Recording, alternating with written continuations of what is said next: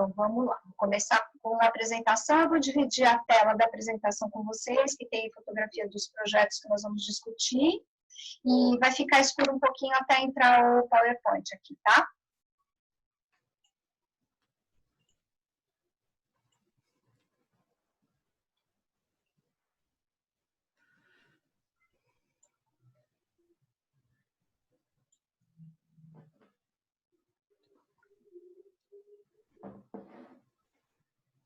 Peraí, que alguém falou alguma coisa no chat. Deixa eu só ver o que é. Eu acho que é o livro do... Luiz. Então, o que acontece? Os comandos do Zoom, pode ser que eles criem uma janela preta aí para vocês à direita, onde estamos nós, ou aqui embaixo. Aí, conforme for precisando, eu vou mudando aqui, tá? Esses comandos de lugar para não atrapalhar a leitura dos slides. Então, esse webinário foi composto de 4 encontros. O primeiro foi o Emílio Luiz, que é fotógrafo, que foi com quem eu fiz a primeira exposição. Depois a Bia Henrique, que é uma curadora grande parceira também. Depois o Fernando Brandão, que é um arquiteto, então a gente focou mais na questão do ensino. E hoje, Viviane, a gente vai ter um reforço maior na questão da acessibilidade.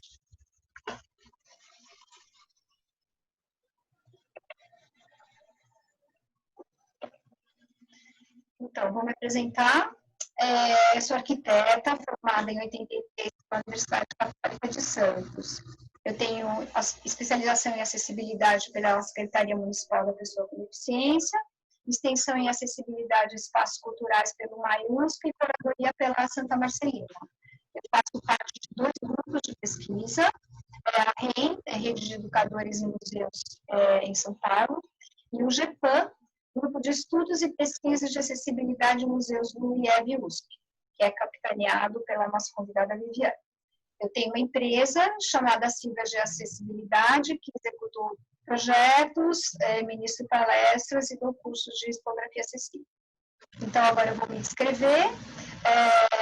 Enfim, acho que hoje as pessoas que estão aqui, eu acho que não tem ninguém cego, mas a gente está fazendo isso para poder as pessoas se acostumarem com esse tipo de descrição e, aos poucos, irem incorporando isso nas suas rotinas, né? Então, eu sou uma mulher de pele clara, tenho os olhos verdes, tenho o cabelo loiro, cortado Chanel picado, e eu estou usando uma camiseta preta. Então, agora a Viviane pode se apresentar, por favor. Bom, boa tarde a todos. Estão me escutando? Sim? Então, eu sou pesquisadora colaboradora, né, do Instituto de Estudos Brasileiros da USP, né, onde eu desenvolvo, né, faço a coordenação de um projeto de pesquisa docente, que é sobre o fundo de arquivo da Valdisa Rússio Camargo Guarnieri, que é uma museóloga pioneira, né, de São Paulo e do Brasil. E também lá no IEB eu sou orientadora do programa de pós-graduação multidisciplinar em Culturas e Identidades Brasileiras. Tenho pós-doutorado em Museologia pelo programa de pós-interunidades em Museologia da USP, tenho doutorado em Comunicação e Semiótica pela PUC de São Paulo e o mestrado em Ciência da Informação pela Escola de Comunicação e Artes da USP. Eu entrei na área de museologia, na verdade, né, de uma forma empírica, trabalhando em museus, fazendo estágio, trabalhando em educativos, mas também eu fiz a especialização em museologia do MAI-USP, né, que foi um curso muito bom, que teve entre 99 e 2006, né, e que ele foi feito a exemplo do curso de especialização em museologia da FESP de São Paulo, que a Valdisa coordenava, né, entre a década de 70 e 1990. Como a Silvia já falou, né, eu coordeno o GEPAM, que é o Grupo de Estudo e Pesquisa de Acessibilidade em Museus, que atualmente está sediado no IEB-USP, que é a instituição na qual eu estou vinculada. Né, eu fundei, né, e atualmente eu sou só consultora da empresa, né, Museus Acessíveis, né, que é uma empresa bem parceira da Silvia, que a gente faz vários projetos juntos de acessibilidade para museus, exposições, né, e estou como professora colaboradora, né, além do IEB, do MBA de Gestão de Museus da Universidade Cândido Mendes, né, sou membro do Conselho Deliberativo do Parque Cientec da USP, e eu fui professora convidada, tanto do programa de pós-interunidades em museologia da USP, do curso de especialização em acessibilidade cultural da UFRJ, e fui a criadora e a curadora do Centro de Memória da Fundação Dorina Noil para Cegos, que foi onde eu conheci a Silvia, né? Eu fiquei coordenando, né, esse trabalho lá na Fundação entre 2001 e 2013. Né, e me descrevendo fisicamente, né, então sou uma mulher de pele clara, né, tenho olhos claros, cabelos castanhos, claros, ondulados, né, médio longos, porque nessa época de pandemia a gente nunca sabe como que tá, né, cada dia acorda de um jeito, uso óculos de armação marrom e tô com uma blusa azul de florzinha. Então, vamos lá. Então, a gente vai analisar 3 exposições que nós fizemos aqui. Vou contar para vocês como é que foi o processo. Então, a primeira delas foi em 2013, que foi o Centro de Memória da Fundação Dorina Noil. Então, a exposição é uma exposição permanente, né? Aliás, eu acho que é a única exposição permanente que eu tenho montada no momento, porque eu faço mais exposições temporárias e itinerantes. Então, a família essa é a única que está montada até hoje, né? Atualização, né, Viviane, está sendo revista, porque ela já está com uma certa idade. E a curadoria foi da Viviane, ela pode explicar um pouco como é que foi pensado o projeto. Bom, como eu já contei um pouquinho para vocês, né, o projeto do Centro de Memória da Fundação Dorina Noil para Cegos, ele teve início aí aproximadamente no ano de 2001. Eu tive um encontro, né, com a dona Dorina Noil em 1998, quando eu atuava como educadora da 24ª Bienal de Artes de São Paulo, e nessa ocasião, né, a dona Dorina, que era uma pessoa assim muito agregadora, que punha todo mundo na roda, né, ela comentou comigo e com a então coordenadora do projeto de acessibilidade da Bienal, que era a Núria Quello, que ela tinha muita vontade de ter um museu na Fundação Dorina Noil para contar a história da instituição e a história mesmo, né, da deficiência visual no Brasil. E ainda nesse mesmo ano de 98, eu e a Núria, a gente foi até a Fundação Dorina, né, para conhecer, né, um pouco desse trabalho, os materiais, né, que tinham sido separados ali por alguns colaboradores da instituição para esse possível museu, e fizemos ali um pré-projeto, né, de transformar aquele patrimônio em um museu institucional. Né? Fiquei um tempo na Fundação como voluntária, até mais ou menos 99, início de 2000, né? E quando a Fundação conseguiu arrecadar uma primeira verba, né, para realizar esse projeto, né, do museu, eles me chamaram novamente, né, isso era o ano de 2001, e aí no ano de 2002, né, a gente instituiu de fato, né, um centro de memória da Fundação. Né? Então, os primeiros anos foram anos de trabalho, de inventário dessa primeira coleção, de catalogação, conservação preventiva. E no ano de 2003, a gente montou a primeira exposição de longa duração do Centro de Memória, né? Que ficou ali em cartaz durante muitos anos, né? Até mais ou menos 2012, quando a gente achou que era o momento de ter uma outra exposição, porque a gente tinha uma questão financeira mesmo na fundação, né? Um impedimento financeiro que a gente não conseguia fazer constantes renovações, né? O Centro de Memória não era um setor prioritário dentro da fundação, né? Os setores prioritários sempre foram a impressão, né, de livros em braille, a produção de livros em formato auditivo, a reabilitação de pessoas com deficiência visual, mas o Centro de Memória ele foi aos poucos ganhando importância dentro da instituição. Então, em 2012, né, a gente fez um projeto, né, um projeto de captação de recursos para poder fazer, né, um espaço museológico para o Centro de Memória da Fundação, como deveria ser, né, um espaço adequado para a coleção museológica que a gente tinha, que é uma coleção mista, tal, e a gente conseguiu captar recursos pela lei municipal, lei de incentivo à cultura do município. E aí sim a gente tinha a oportunidade de fazer uma exposição assim bem mais profissional, com muito mais recursos, né? E o interessante de contar para vocês é que essa exposição, que foi inaugurada em 2013, ela foi feita com o conceito de curadoria participativa. Então, um ano antes da exposição ser inaugurada, né, a gente fez um projeto de um curso de educação patrimonial para todos os funcionários e voluntários da instituição, que na ocasião eram mais ou menos 140 pessoas, e aí toda essa equipe de profissionais de todas as áreas, assim, né, psicólogos, assistentes sociais, editores de áudio e vídeo, professores de orientação e mobilidade, pessoal do RH, pessoal da área de tecnologia, todo mundo, né, que trabalhava na fundação, pessoal da limpeza, da Copa, todo mundo participou desse curso, que era um curso, na verdade, de introdução à museologia. Então, o que é um museu? O que um museu está fazendo dentro da instituição? Porque, né, se isso é importante para você, na sua atuação aqui dentro da fundação, e você, qual que é o patrimônio que você traz aqui? Então, assim, foi um curso, né, de mais ou menos 1 mês e meio, para todos esses colaboradores, e dentro do curso eles podiam também propor exposições, assim, ideias do que eles queriam expor, o que eles queriam ver exposto na nova exposição. Com o término desse curso, então a gente convidou todos esses colaboradores, quem quisesse de fato ajudar a gente a fazer a exposição, o programa de ação educativa e o programa de memória oral, que era uma vontade que a gente tinha há muito tempo, mas nunca tinha conseguido implementar.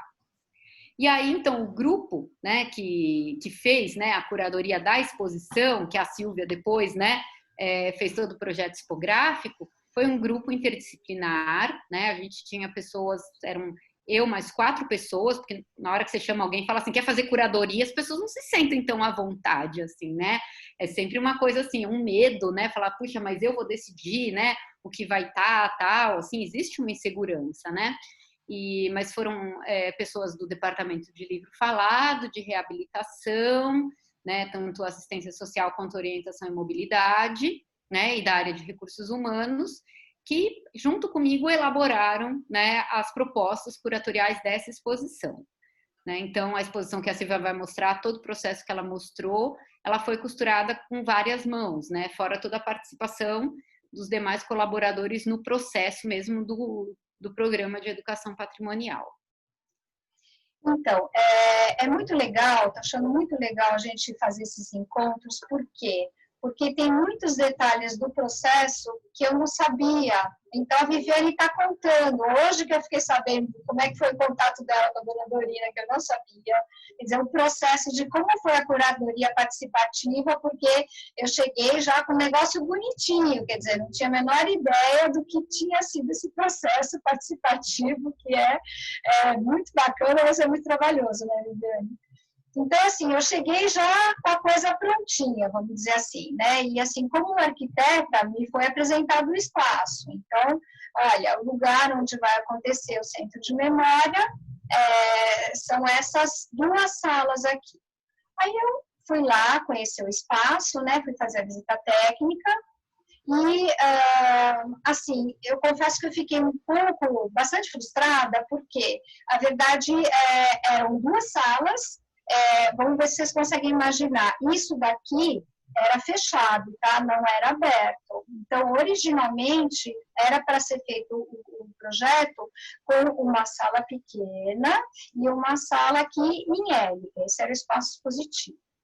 Aí eu falei, gente, será que a gente, como ainda está sendo feito o projeto, como a coisa ainda não está pronta, o espaço, será que a gente pode mexer um pouco no projeto para melhorar? Porque senão a gente ia ficar com pequenos cubículos, ia perder muito espaço e principalmente circulação.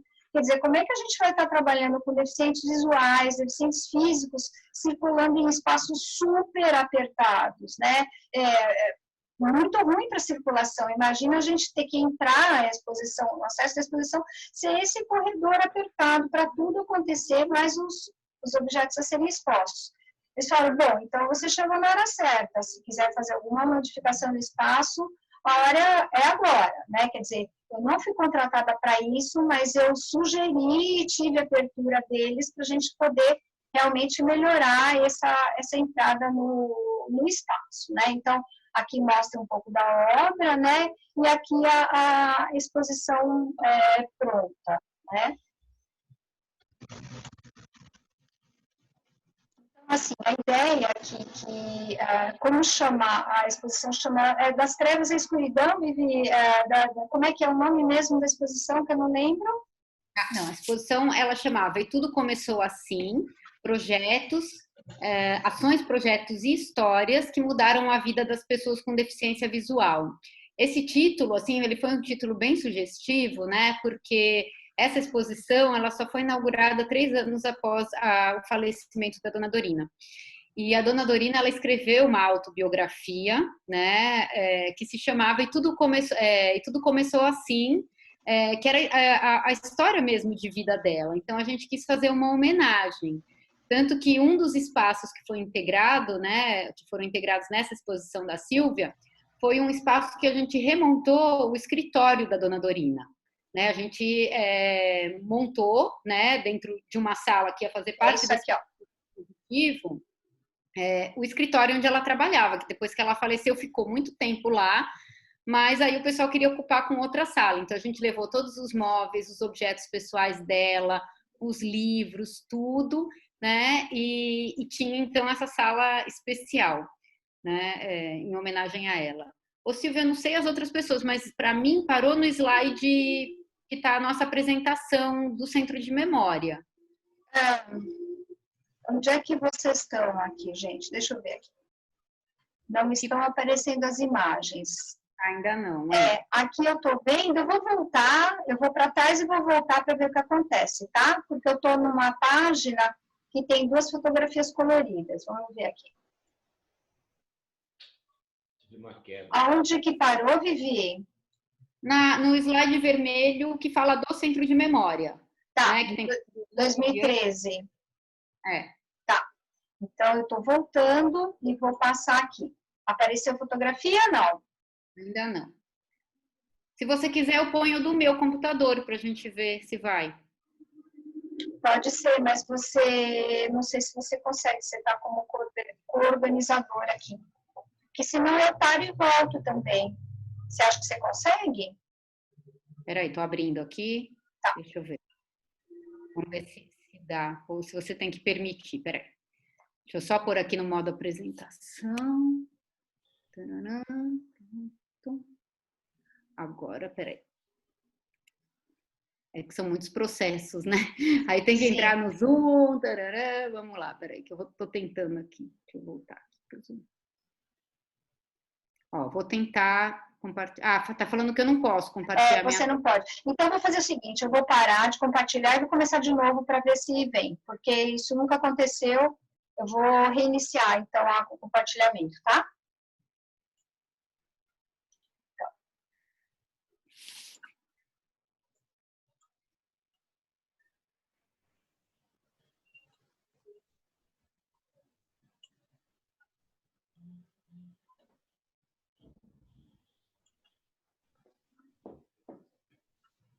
Tá na primeira tela? Tá aparecendo? Sim. Então, eu vou fazer o seguinte. Peraí, deixa eu ver aqui. Ok. Tá. Eu acho que eu não vou sair desse modo aqui, porque, quem sabe, vamos ver se a gente tem mais sorte. Então, aqui estão vendo as fotos? Sim. Tá. Eu vou deixar assim, é mais poluído visualmente, mas, quem sabe, não tem problema com as fotos. Então, só voltando, já que eu estava explicando uma imagem que eu estava vendo e vocês não, quando eu cheguei para fazer a visita técnica do espaço, né, do espaço para exposição, esta parede originalmente estava fechada, então a gente tinha aqui um corredor que fazia um L, tínhamos esse L e uma sala fechada que a gente entrava dando uma volta aqui. Então eu falei, gente, um acesso para pessoas com deficiência visual, entrada de exposição por um corredor estreito desse jeito, não é legal. Será que a gente pode mexer no projeto? Não, pode mexer. Se você achar que é para melhorar, pode mexer. Então, eu pedi para derrubar essa parede, aqui tinha uma parede, para a gente integrar. E quem estivesse do lado de fora da exposição, aqui também tinha um corredor, a gente demoliu o corredor, para quem estava chegando conseguisse ver a exposição como um todo, porque senão ia ficar uma coisa muito labiríntica, né? Então, a gente optou por fazer essa coisa mais aberta, assim. Perdão. Estão vendo o slide, as fotos? Tá. Então, eu acho que tem alguma frase, depois a Viviane pode me ajudar a lembrar, que foi o meu mote para fazer esse projeto, que se alia muito a cegueira a trevas, a escuridão. Então, eu fiquei com isso na cabeça e achei que a gente devia começar justamente por essa sensação de trevas. Então, eu falei, a gente vai começar pelo escuro, pelo preto, e ao longo da exposição nós vamos clareando as cores e o ambiente até chegar num espaço iluminado, né? Então, foi isso um pouco que aconteceu, pintar aqui de preto. Então, a gente foi, o início do trajeto era por aqui, né, do lado direito. Nós temos, então, essa parede pintada de preto, com algumas imagens, nós colocamos frases adesivadas com referências à cegueira, né? E do lado oposto à parede preta é onde está o que seria a sala de trabalho, o escritório da dona Dorina, né? Então, fazia parte do trajeto passar pela sala, as pessoas todas entram, podem tocar em tudo, podem sentar, ver a máquina de escrever em braille dela, objetos pessoais. Então, o que é legal é que não é um espaço intocado, é um espaço que a gente realmente, eu não a conheci, não tive essa alegria, mas a Viviane que a conheceu, é muito forte a presença dela nesse espaço, né?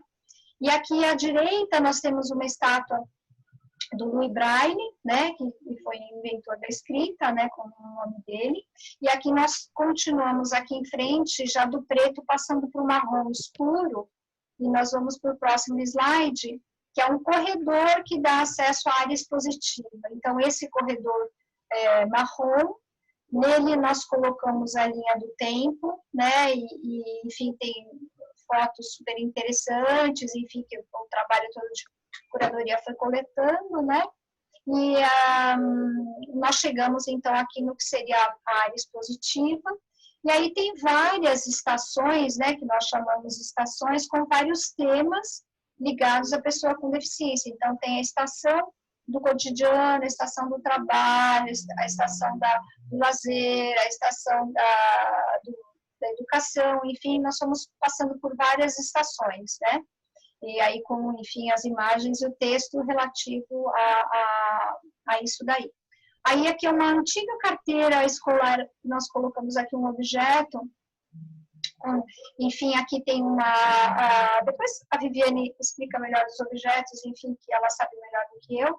E aqui logo na entrada aparece um pedacinho, mas vai aparecer maior, nós temos uma maquete tátil, né, da exposição.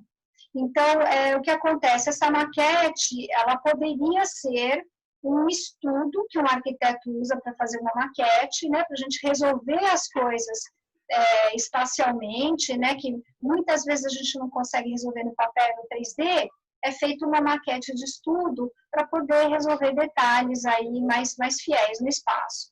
Essa maquete de estudo, ela avançou para ser uma maquete completamente fiel ao projeto expositivo, porque aí as pessoas, é retirada uma caixa, né, uma tampa de acrílico, e aí a pessoa pode tatear absolutamente toda a exposição para ela poder se localizar, né, no espaço. E assim, essa maquete, a gente teve a sorte de pegar um fornecedor tão bacana que ele colocou os detalhes, ele fez uma exposição em miniatura, né? Então, ele imprimiu cada painel com texto, ele imprimiu numa escala reduzida, fez a carteira escolar reduzida, realmente, assim, é uma miniaturização da exposição, né? Foi um fato inédito, assim, na história, né?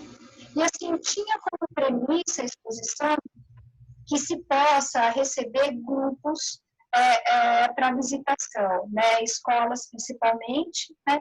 Então, esse espaço tinha que ser um espaço que se adaptasse às visitas. Então, no briefing foi pedido que nós tivéssemos bancadas, mesas, banquinhos, que pudessem ser movidos para montar um espaço diferente, caso fosse necessário para trabalhar, o educativo trabalhar. Então, essas bancadas que vocês estão vendo aqui azuis, e os banquinhos aqui bege, todos têm rodinhas para poder movimentar os objetos de acordo com a necessidade de uso.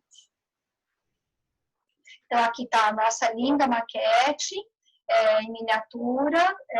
Tinha também nela, foi colocado na exposição, as canetinhas Pentop, que elas fazem a leitura em áudio, você coloca na peça, né, tem uma bolinha plástica que tem a chamadinha para você colocar a canetinha, depois a Viviane explica melhor como funciona. E ela faz um áudio descrevendo o que está acontecendo naquela estação que a gente está preparando. Espera um pouquinho só aqui. Então, aqui tem uma das estações, chamada Eureka, que é sobre os grandes inventos que foram feitos em relação a tecnologias para auxílio, né, enfim, nas pessoas com deficiência visual. Aqui nós temos um lugar que está um pouco ligado à vaidade, né? Um cantinho com espelho, maquiagem, perfume, né? E uma forma da gente também conseguir mexer com outros sentidos. Aqui no caso a gente quis mexer com os aromas, né? Para poder, enfim, trabalhar não só com uma das visões. Aqui eu acabei propondo um jogo numa parede, porque o que acontece, quando tem a visita educativa, tem um trajeto que é da porta de entrada da Fundação Dorina, passando pelo centro de memória e depois indo em direção à gráfica Braille, que fica embaixo. Na verdade, nós estamos num primeiro andar, e a gráfica fica, todo o parque gráfico que faz livros, etc., fica no térreo. Então, esse caminho que vocês estão vendo, esse corredor, é o caminho que depois, saindo da exposição, continua em direção à gráfica, né? Viviane, o que você quer falar aí dos detalhes, da tecnologia, do que você quiser falar?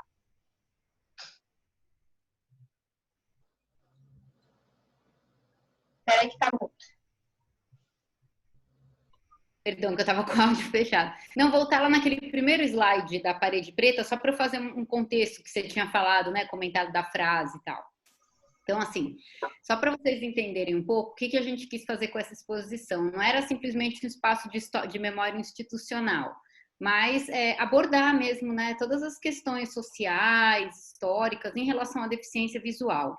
E na literatura, né, nos estudos antropológicos, né, a gente sabe, né, que até, vamos dizer, meados da década de 50, né, do século 20, se tinha muito essa ideia, né, e que ainda muitas vezes paira, né, num contexto popular, de que quem tem deficiência visual, a deficiência visual está ligada à ausência de luz, né, a uma ausência de possibilidades.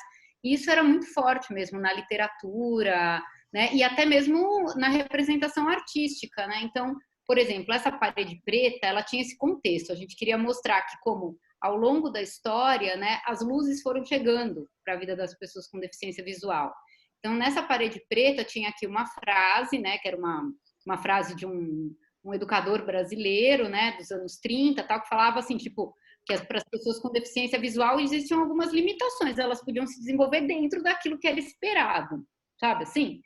E aqui a representação artística, então uma obra do Bruegel, uma do Picasso e uma da Dora Maar, que retratam a pessoa com deficiência visual ou a situação da cegueira de forma, né, pejorativa. Né? Então, na fotografia da Dora Maar era tipo um cego pedinte, na obra do Picasso, né, também uma obra chamada Pobreza, né, que tem uma pessoa com deficiência visual em frente a uma mesa com muito poucos elementos de alimentação, tipo um pão e um copo de água, né, e na pintura do Bruegel, né, é uma imagem, né, que mostra uma parábola bíblica, né, do cego guiando, então não sabendo para onde levar as pessoas, né. Então, assim, a gente quis mostrar que existe esse contexto, mas pelo outro lado, né, na imagem de baixo, onde tem a sala da Dona Dorina aqui, a gente usou uma frase que o Érico Veríssimo escreveu sobre ela, né? Isso quando ela começou a atuação dela ainda nos anos 40, né? Porque ela trouxe realmente assim para o Brasil, né? Por meio da especialização que ela fez na Columbia University, né? Toda uma outra perspectiva de vida para a pessoa com deficiência visual, de inclusão, de autonomia, de liberdade de escolha. Então, em frente à sala dela, né, a gente pôs a frase do Érico Veríssimo sobre ela, onde a Dorina não há trevas, que que se tornou uma frase muito importante na trajetória dela. Então, para contrapor essas cores, né? E aí, no início do caminho da linha do tempo marrom, que é como a Silvia falou, vai clareando, né? Tinha ali o busto do Louis Braille, né? Que foi o Louis Braille que começa, né, com essa iluminação quando ele cria, né, a grafia Braille, dá autonomia para a pessoa cega poder ler sozinha, porque ele mesmo foi educado no Instituto de Jovens Cegos da França com pessoas lendo para ele, né? E ele não se conformava com essa restrição, né, da liberdade. E é legal que esse busto do Louis Braille que está lá, ele é um busto que foi feito pelos alunos do Liceu de Artes e Ofícios, né? Então ele parece ali uma escultura de bronze, mas na verdade ele é feito de gesso, né? E isso que a Silvia falou, as pessoas podem tocar tudo na exposição porque é isso, né? Esse é um patrimônio que ele durou todo esse tempo, né? Ele, vamos dizer, se conservou, e depois da nossa chegada profissional, de museólogos, enfim, né? Documentalista, educador na instituição, a gente continuou preservando esse patrimônio, mas para ele ter um sentido para os outros, para as pessoas poderem usufruir desse patrimônio, para ele não ficar enclausurado, encarcerado. Então, esse busto do Braille, né, as crianças vão lá, elas adoram, elas abraçam. Aí, quando era festa junina, o pessoal da fundação põe um chapéuzinho nele, uma gravata florida, né? Então, é um outro conceito, né? Aí, você estava falando, Silvia, dos objetos, da Pentop, né? Então, vamos passar um pouquinho os slides, rapidamente. Deixa eu só responder aqui o chat para o Luiz. Pronto. Também foi explicado assim, Luiz, todas as peças do escritório dela, até porque ela trabalhou nesse escritório mais de 50 anos lá na fundação, então eram peças que ela tocava o tempo inteiro, né? A gente tinha mesmo, tem, né? Porque agora está fechado, eu não estou mais na fundação, mas a nossa diretriz, né, de preservação do patrimônio era preservar um patrimônio vivo que as pessoas pudessem usufruir. E é claro que a gente não colocava peças extremamente frágeis para o toque. Todas as peças que foram, né, selecionadas para estarem disponíveis ao toque eram peças que a gente tinha mais de uma na reserva técnica, então em caso de acontecer alguma coisa a gente tinha, né, essa reposição e tinha noção que essas peças elas podiam sim de alguma maneira ser deterioradas, mas até porque você tinha, né, outras semelhantes, né, não são obras de arte, são objetos cotidianos, uma máquina de escrever em braille, né, um prêmio que ela tinha ganhado, uma pequena escultura, né? Então, tudo foi feito e montado com todos os detalhamentos técnicos para garantir a preservação desse patrimônio. Aqui, né, sobre as tecnologias, né? A Pentop, né, que foi essa caneta que a Silvia falou, usada na maquete, assim, tudo lá era uma coisa assim, a gente usou muito, né, a ciência da civirologia, né, de se virar com o que tinha. Então, por exemplo, né, quando o pessoal que criou essa Pentop, que são uns cientistas técnicos da Amazônia, vieram apresentar para a gente esse produto, que não existia ainda no mercado. A caneta, na verdade, é um reprodutor de MP3, que ele tem, né, uma parte sensível que identifica, né, os chips que estão nas etiquetas que eles também fornecem. E eles criaram isso para ajudar a pessoa cega a organizar, por exemplo, o armário de roupa, né, o armário da cozinha, o escritório, né, as suas coisas, né? Então, essa etiquetinha aqui que a Silvia está mostrando, quando a pessoa aproxima o sensor da Pentop dessa etiqueta, é feita a leitura de um áudio que já foi criado pela própria pessoa ou pela instituição. Então, as pessoas usavam a Pentop para entender na maquete o que era cada espaço. E a gente colocou esse adesivo transparente de silicone, que é um negócio que vende, assim, da 3M, para não bater porta, para botar na cadeira para não arranhar negócio, para a pessoa poder ter um recurso tátil, né, para saber onde ela punha a caneta.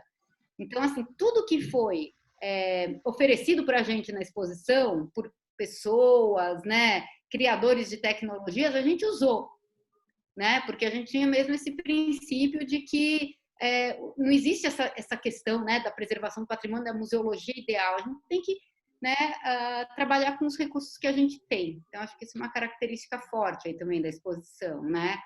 E que a Silvia ajudou bastante nisso também, né? Como ela citou, a área de educação, a gente queria falar da educação do passado. Compramos ali uma carteira de escola antiga no antiquário, e aquilo a galera chegava na exposição e enlouquecia com aquela carteira, né? Pessoas mais velhas falavam, eu estudei numa dessa, tal, né? Então, a gente tinha essa vontade mesmo, né, de ser um espaço museológico, mas que as pessoas podiam se aproximar, sentiam essa vontade. Por isso também dos móveis com rodinhas, como ela falou, tanto as bases, os expositores, quanto banquinhos, mesas que ficavam embaixo, dependendo da visita que a gente recebia, a gente tirava aquelas mesas, aqueles banquinhos, travava a roda e aí fazia uma mesa e punha lá um dominó, né? Um dominó tátil para a pessoa cega, um jogo de xadrez, um jogo de dama, coisas que não estavam na exposição, mas que a gente trazia, né, da reserva técnica para ativar, né, questões diversas apresentadas na exposição.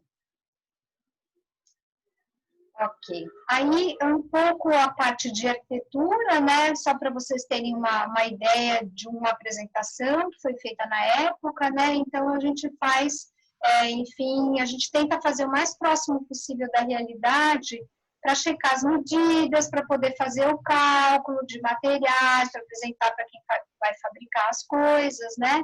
Então, aqui na parte de cima tem uma das vistas. Aqui embaixo está cortando um pouquinho, por conta dessa, deixa eu ver aqui, melhorou, por causa dessa barra aqui do Zoom. Então, a gente procura fazer isso daqui para quem vai construir, para quem você está, enfim, vendendo o projeto, né? Aqui a parte de comunicação visual também, a Viviane forneceu o conteúdo. Esse logotipo aqui maravilhoso, eu acho muito bonito, enfim, foi a própria equipe de comunicação do Centro da Dolina, da Fundação Dolina que fez. Eles têm uma comunicação que eu acho que é fantástica, eles são ultramodernos, ultra-arrojados, então acho que isso confere um caráter super moderno assim, para a fundação, né? Eu acho que ajuda bastante. Daí eu fiz uma brincadeira, que não serve para nada, mas enfim, para as pessoas abrir a curiosidade, eu colocava o título da exposição, escrito na nossa língua normal, e embaixo eu colocava em braille, não tinha a função de toque, que é a questão do braille, mas mais para as pessoas fazerem um jogo de brincadeira. O E é com três pontinhos, o U é com um pontinho e tal. Então, era para fazer um pouco um link, né? E também depois é que eu acabei, para uma função de uma parede que estava muito vazia, não estava integrada à exposição, eu criei esse jogo para as pessoas também poderem fazer a brincadeira de quem não usa braille para entender como é que fazia. Isso acabou tendo um maior sucesso, porque todo mundo passava ali e queria mexer com esse painel magnético, então cada um que passava ali escrevia a sua frase, o seu nome, etc. e tal, já tentando ver como é que escreveria em braille, né? Então, aí essa parte de programação visual aqui foi criação no escritório, a gente tem as fotos, o conteúdo, o texto e fez a diagramação de cada painel, né? Então, assim, tem muita coisa, tem muito detalhe, é uma exposição pequena, mas cheia de informação, cheia de riqueza, e assim, a gente pôs pouquinho para vocês ficarem morrendo de vontade de ir lá conhecer, tá? Então, vale a pena, enquanto ainda está como está, porque ela está em reformulação, a gente não sabe como é que vai ficar, nós não participamos desse processo, né? Mas o fato é que ela precisa de atualização, inclusive da parte de tecnologia, porque nós tínhamos um audioguia, né, Viviane, que ficava nessa torre, deixa eu aqui, ver se ele aparece. Então, essa torre aqui é um audioguia da forma que era possível fazer na época, né? E como sempre tem um educador que fala Libras, a gente não fez um vídeo Libras, porque sempre tinha um educador para fazer essa função. É isso, Viviane? Mais ou menos. O audioguia ele foi feito, gravado, então as pessoas podiam pedir, né, MP3, a gente oferecia MP3 com fone para a pessoa que queria fazer a visita de forma autônoma, apesar que lá na fundação todo mundo tem que agendar a visita, porque está dentro da instituição, é um ambiente de trabalho. A gente deixava o audioguia nessa torre também para quem, visitantes sem deficiência, que tinham a curiosidade de escutar. E o videoguia realmente foi isso, né? A gente tinha a educadora Juliane, né, fluente em Libras, que ela fazia a visita em Libras para o público surdo. E também a gente acabou não fazendo um videoguia enquanto eu estava lá, porque a gente tinha essa limitação financeira, assim, que realmente, naquela ocasião, foi fogo. Até a própria adequação do banheiro acessível para pessoas com cadeira de roda da fundação, eu insisti tanto que eu acho que dos motivos pelos quais eu saí da fundação foi essa insistência. Eu brinco um pouco, assim como tem o Eco Chato, né, que foi cunhado o nome de ecochato, né, para aqueles que defendem a natureza, né, eu conheço a expressão acesso chata. Então, nós nos tornamos acesso chatos, a gente fica batendo nessa tecla, enfim, porque a gente convive com isso daí o tempo todo, né. Então, bom, o próximo projeto, na verdade, foi um desdobramento desse primeiro projeto. A Viviane já não estava mais lá e a fundação me chamou para poder dar continuidade, que era uma exposição itinerante a partir de um edital que eles ganharam, o Fundo Municipal da Criança e do Adolescente da Criança. Então, a partir da exposição permanente do Centro de Memória, foi pedido para criar um recorte dela para itinerar em 4 CELs de São Paulo.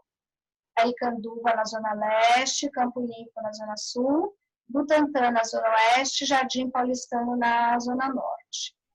Então, a equipe que ficou de curadoria, né, no Centro de Memória, historiador, educador, etc. e tal, ajudou a fazer esse recorte, porque nós tínhamos, enfim, que fazer pôr a exposição em pouco espaço, né, expositivo, então a gente selecionou ali o que era mais importante para poder fazer essa itinerância, né.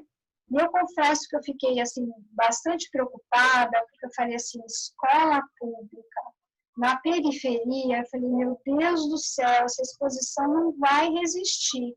Tanto é que eu bati o pé com eles, que eu queria fazer seguro da exposição, porque eu falei, olha, vai estragar coisa, vai perder coisa, vai quebrar coisa, eletroeletrônico, iPad, MP3, MP4, eu falei, olha, vai ser muito complicado, vamos fazer um seguro que não é caro, é super barato, mas pelo menos deixa a gente um pouco mais sossegado, né?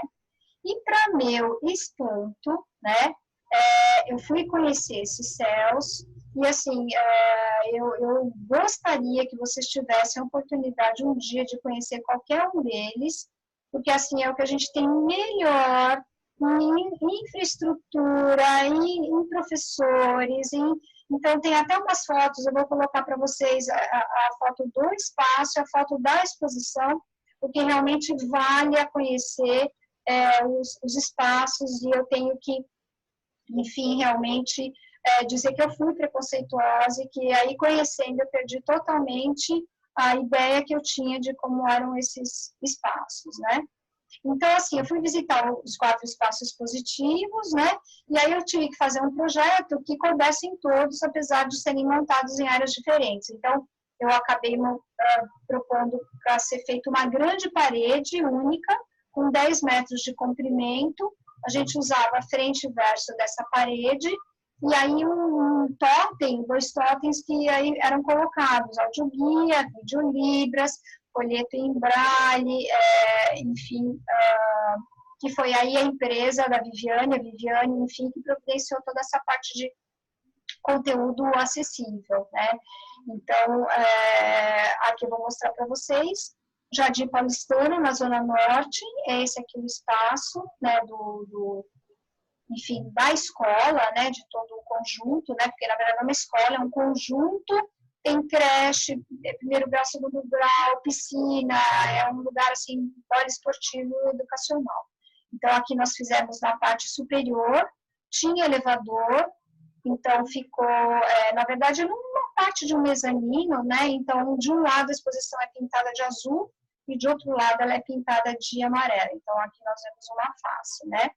Mais para baixo um pouco, a gente vê o céu Campo Limpo, que aqui tem Araucárias, tem um teatro maravilhoso, um teatro divino, que infelizmente em final de semana é usado para cinema, projeção para família, comunidade, etc. e tal, mas a maior parte do tempo ficava fechado, um espaço maravilhoso que não podia ser utilizado e muito menos alugado, né? Então, aqui do lado o amarelo da exposição. Então, de novo, nós pegamos as estações, que foram um recorte da fundação, e em cada estação a gente procurou colocar em que fizesse um objeto para toque. Então, aqui a gente tem uma bengala retrátil, aqui eu não me lembro mais o que era, aqui nós fizemos uma réplica do busto do Braille, né? E aí foi criado, foi uma coisa interessante que aconteceu aqui nessa exposição, que o Maurício de Souza criou uma personagem para homenagear a Dona Dorina, que é essa garotinha aqui, que é a Dorininha. Dorininha ou Dorinha, Viviane? Dorinha. Dorinha, tá. Então, ela é uma homenagem à Dona Dorina. Então, aqui a gente tem os outros céus, céu Butantã. Então, aqui é o espaço circular, costuma ser geralmente a creche nesses centros. Aqui, piscinas olímpicas maravilhosas, limpíssimas, né? Aqui nós temos o lado, aparecendo aqui o lado azul. Do lado de cá, a gente tem uma estação que é olfativa. Então, aqui nós trouxemos os perfumes. Aqui é o céu Aricanduva, então esses céus têm uma estrutura bem parecida, né? Sempre tem essa construção aqui. Enfim, são feitas concorrências, licitações, são importantes escritórios de arquitetura que enfim, são licitados e que, enfim, quem ganha a concorrência constrói o projeto, né? Então, aqui é a nossa montagem, o céu Aricanduva, e aqui detalhes, né? Enfim, da Dorinha aqui, da personagem, para vocês verem, super fofa, super simpática, com a bengala e com óculos. Aqui, então, tem o busto do Lee Braine, que foi feita uma reprodução por um artista plástico que eu não conheço pessoalmente, mas encontrei pela internet, ele é maravilhoso, enfim, a gente acaba indicando, ele é de fora de São Paulo, a gente indica ele para todo mundo que precisar fazer réplica, porque ele é bom e não tem um preço estratosférico. Então, aqui são os perfumes, né, que, na verdade, a Fundação Dorina fazia os perfumes, tinha uma oficina para fazer perfumes lá, né, mas a gente acabou comprando essências, enfim, ali na Rua das Essências e fazendo, e toda hora tinha que repor, que era um lugar que as pessoas gostavam bastante de abrir e cheirar todos os... Enfim, hortelã, café, canela e mais um quarto aroma que eu não me lembro, mas eram coisas no dia a dia para as pessoas, enfim, para ser uma coisa lúdica do sentido, né? Aqui tem, rapidamente, eu vou tocar um pouquinho do audioguia, só para vocês terem uma ideia.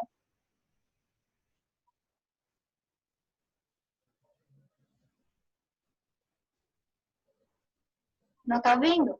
Tá. Eu acho, Silvia, que você precisa pôr em modo apresentação para a gente poder Deixa ouvir. eu ver aqui, vou fazer diferente, peraí. Tá indo? É que eu estava com fone de ouvido. É um pouquinho baixo só. O melhor que consegui aqui.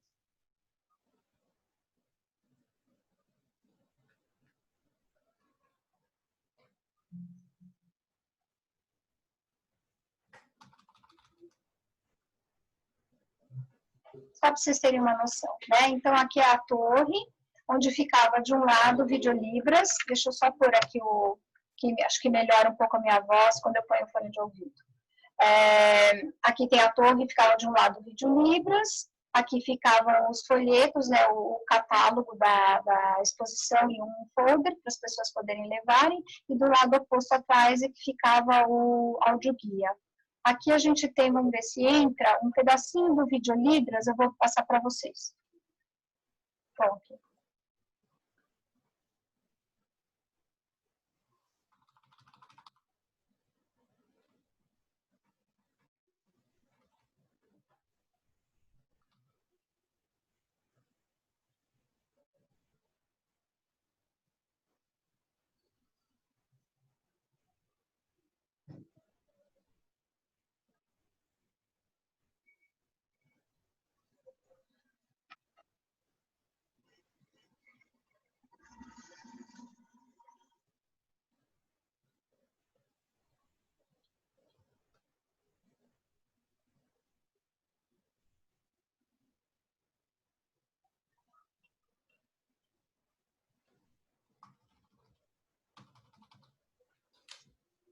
O Alexandre e a Cláudia estão perguntando da acessibilidade, a gente pode falar, entrar como isso, como pergunta. A Viviane já respondeu. Obrigada, Viviane.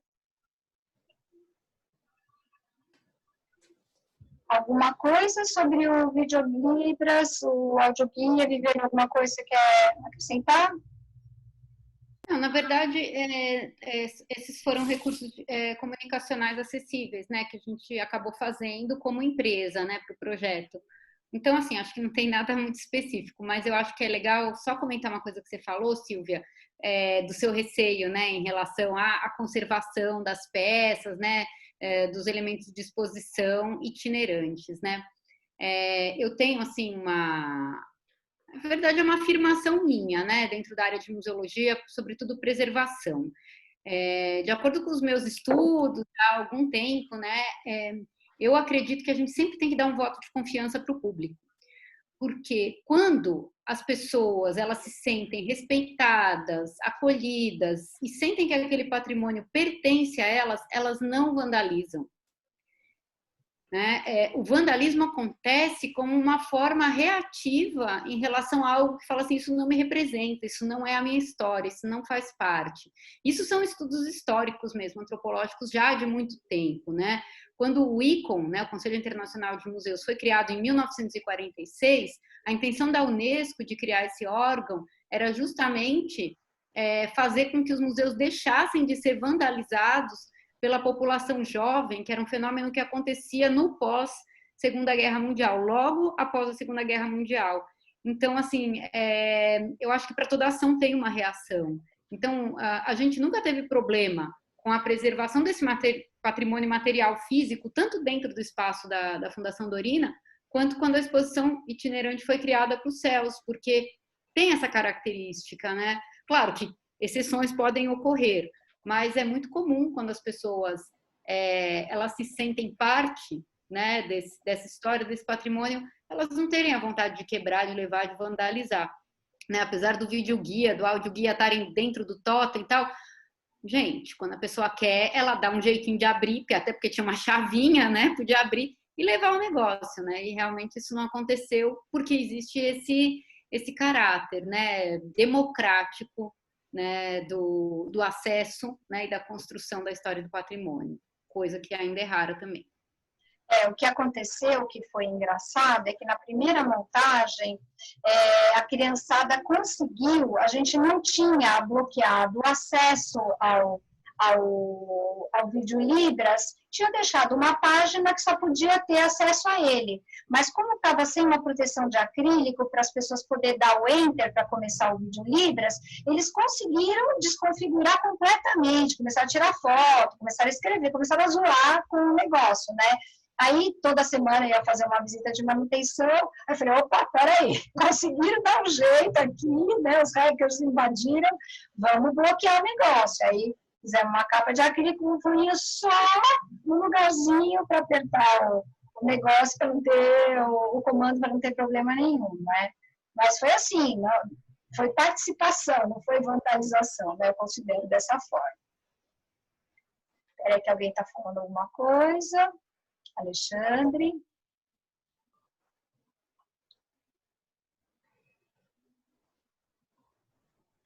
E outra coisa também que as pessoas podem se perguntar, que para a gente que trabalha com isso é meio óbvio, é que a gente sempre coloca legenda nos vídeos Libras, quer dizer, tem que ter legenda em absolutamente tudo que a gente faça, qualquer vídeo, qualquer filme, qualquer projeção que a gente coloque, na vida tem que ter legenda, porque existem os surdos que não falam Libras, né, mas que leem, porque, assim, enfim, foram perdendo a audição ao longo do tempo. Então, muita gente se pergunta, bom, mas para que colocar uma coisa se está tendo Libras? Bom, Libras é para quem fala Libras, quem não fala Libras lê, enfim, o que está sendo interpretado. Bom, o próximo aqui, então, em 2016, a virada inclusiva, a Secretaria Estadual de Direitos da Pessoa com Deficiência, né, promove todo ano a virada inclusiva, que ela pega desde o dia da pessoa com deficiência, ele estende para a semana e são feitas ações aí em todos os lugares de São Paulo, né. Então, na verdade, Viviane, quer falar do processo? Posso falar brevemente, né? Como a Silvia falou, todo ano tem a virada inclusiva, né? Que a Secretaria promove. E eu, assim, de uns anos para cá, eles começaram, né, a abrir editais de concorrência para propostas de exposição especiais para a virada inclusiva. E nesse ano de 2016, né, esse edital ele pediu uma exposição para a virada, mas que posteriormente pudesse ter cartaz também dentro do Memorial da Inclusão e pudesse itinerar por outros espaços pertencentes aí, espaços culturais do governo do estado de São Paulo, né, no interior de São Paulo e em outras capitais também, né. Então, quando o edital dessa exposição foi aberto, eles já tinham, né, assim, um mote, que eles queriam fazer uma exposição sobre pessoas com deficiência que fizeram a diferença na sociedade por diversas razões, né? E aí eles tinham ali uma seleção inicial, acho que de umas 24 personalidades, né? E a proposta era escolher algumas, né, para fazer a exposição. Então, eu resolvi entrar, né, nesse edital, e aí eu chamei a Silvia, minha parceira, para fazer junto comigo essa exposição. E o que a gente quis criar, né? A gente, na verdade, assim, eu criei a ideia de representar essas personalidades não com uma foto e com a história dela, mas cada personalidade seria representada por uma instalação multissensorial, né? Compartilhando com as pessoas o que é a criação dessa pessoa, como que é o papel dela, né, dentro das diversas áreas da música, da ciência, das artes visuais, da assistência social, mas com instalações que aludiam a essas figuras através dos sentidos, né? E a ideia era que não tivesse nenhuma imagem visual na exposição, né, tipo o retrato da pessoa e nenhum texto longo sobre a pessoa. Os textos tinham que ser todos curtos, né, escritos em escrita simples também. Então a ideia era uma exposição acessível e multissensorial. Bom, então, depois, até me chamaram por conta de manutenção. Essa exposição, ela teve a primeira montagem no Memorial e depois foi para o Conjunto Nacional. Mas a gente tinha que pensar lá em módulos pequenos, justamente porque tinha que juntar tudo, transportar e montar em outra cidade. Eu sei que ela foi para muitas cidades do interior, porque de vez em quando o pessoal me chamava, Silvia, precisa de manutenção, a perninha descolou, não sei o que lá e tal, aí o marceneiro ia lá para fazer as coisas. Então eu sei que ela rodou bastante, né? E a última vez que eu a vi, ela estava guardada lá no Parque Olímpico, aqui na Imigrantes. Estava guardada lá em alguma sala que o Memorial conseguiu para guardar, enfim, eu queria ver como ela estava, para propor, para fazer continua a itinerância dela, né? Mas aí, enfim, tudo mudou e ela, não sei se existe lá ou se já apodreceu. Então, o que acontece? A gente, então, por essa questão da itinerância, pela questão dos personagens, então a gente resolveu pegar um módulo por personagem, né? Então, cada um tinha a sua instalação, uma pequena instalação interativa, e a gente variava os conteúdos de acordo com a deficiência de cada um. Propunha fazer alguma coisa. Então, vou aqui mostrar aqui a montagem no Memorial da Inclusão. Então, esse aqui é um dos módulos, né, um pequeno módulo.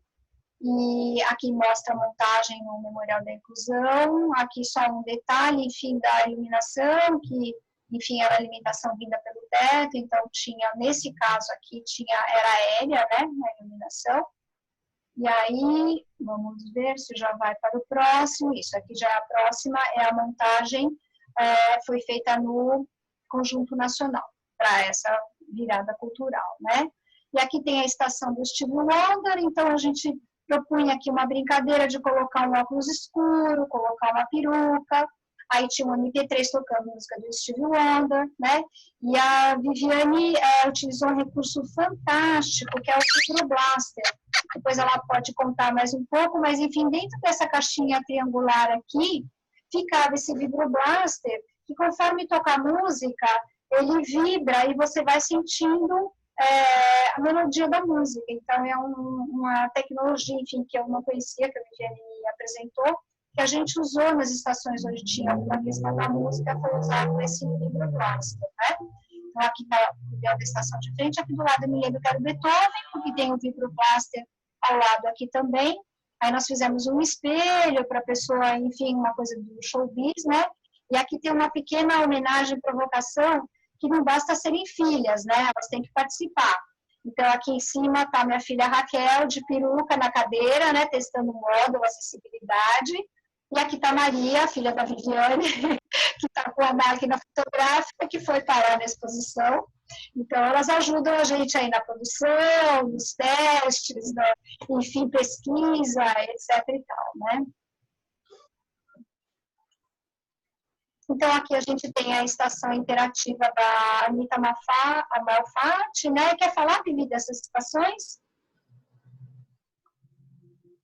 Posso falar brevemente, né? A gente tem, de fato, assim, né, fazer a exposição mais acessível possível. Então, como a Silvia falou, as instalações que tinham música, tipo Beethoven, Stevie Wonder, né, da Helen Keller também, né, que tinha um áudio, a gente colocou o Vibroblaster. O que é o Vibroblaster? Ele é uma caixa de som que ela é uma caixa de som redondinha, assim, que em contato com qualquer superfície, com madeira, com vidro, ele transforma as ondas sonoras em ondas que vibram.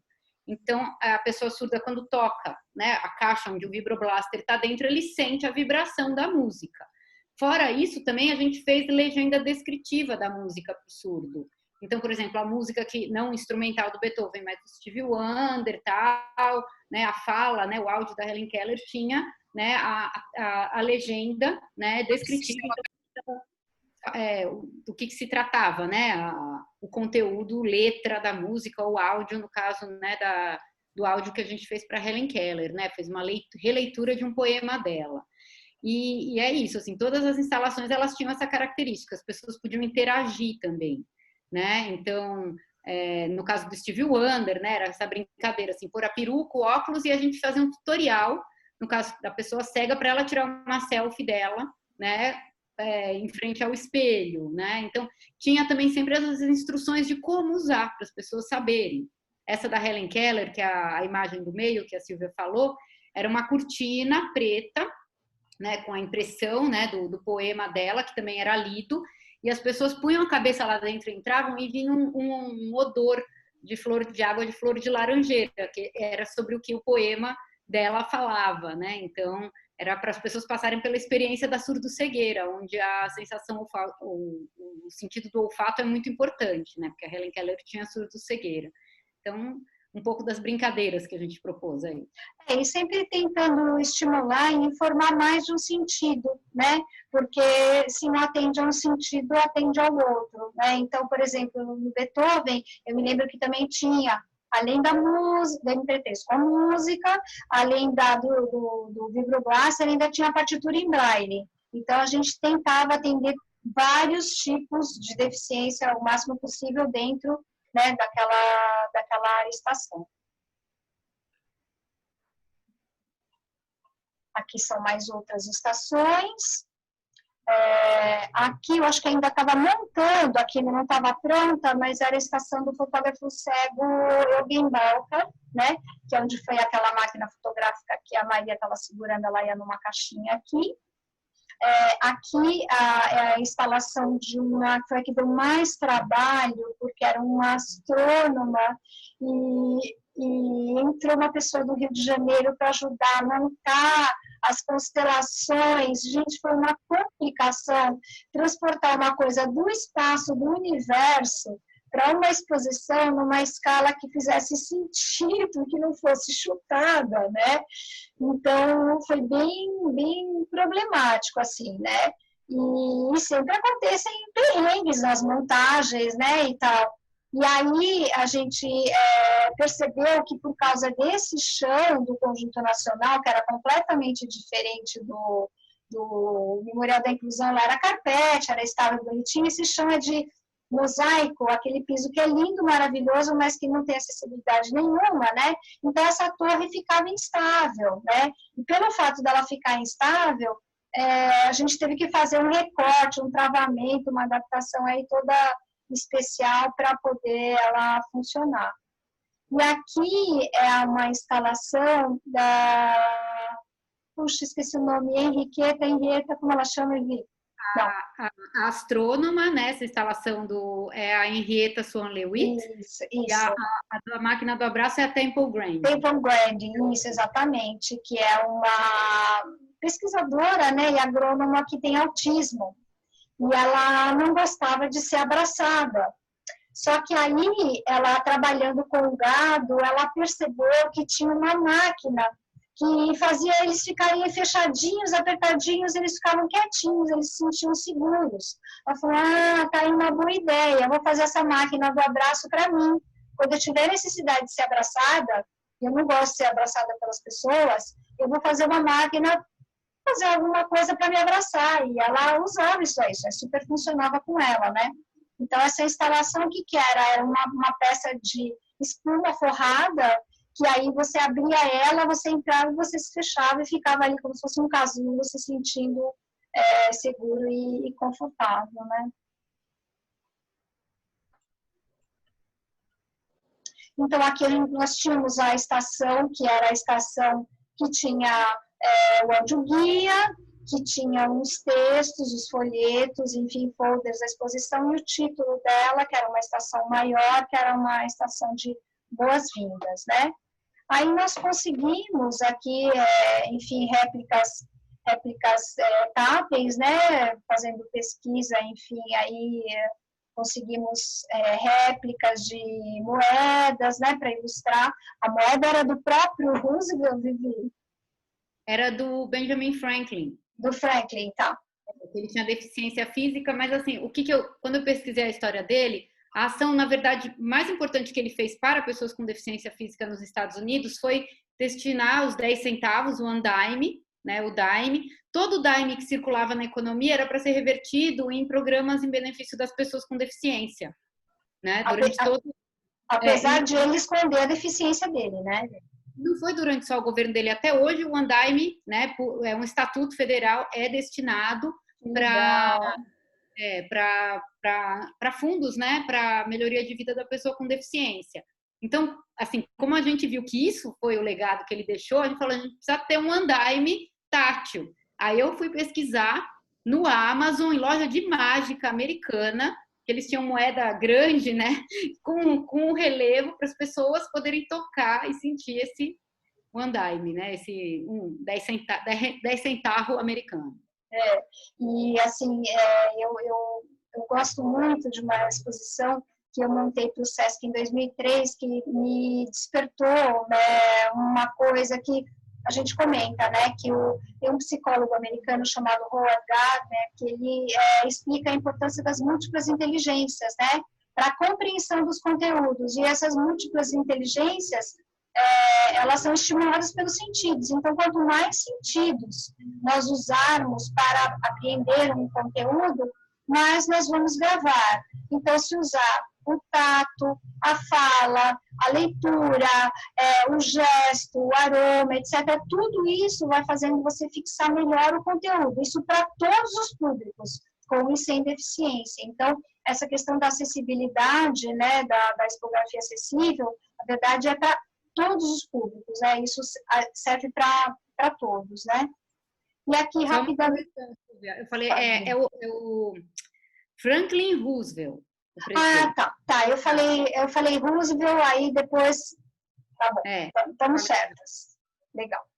Então, olha, aqui rapidamente, só aqui uma pequena apresentação daqui do que seria o projeto, a planta baixa, aqui um desenho esquemático do que seria a montagem no Memorial da Inclusão, dá para ver bem aqui as estaçõezinhas, né?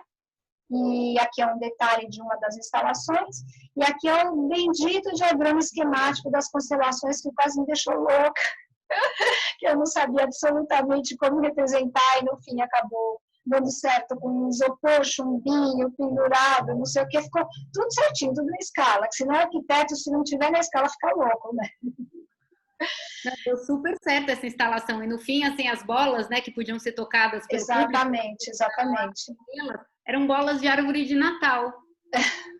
Aí que entra a nossa civirologia, né, Silvia?